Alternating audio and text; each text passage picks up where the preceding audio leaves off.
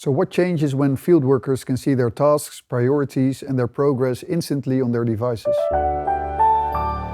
It's very important because of the dynamics of the day. Everything changes always, so the frequent route is not the same as last week because of an incident or weather changes or something else what's happening.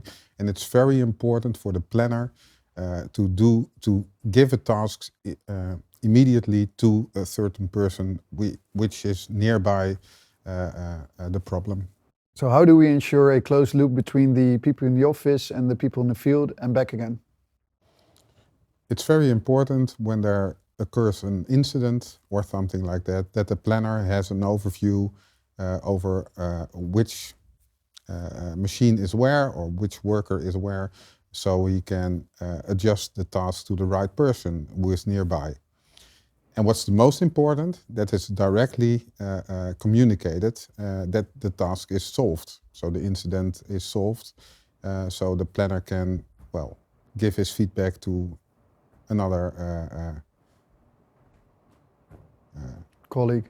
colleague or something.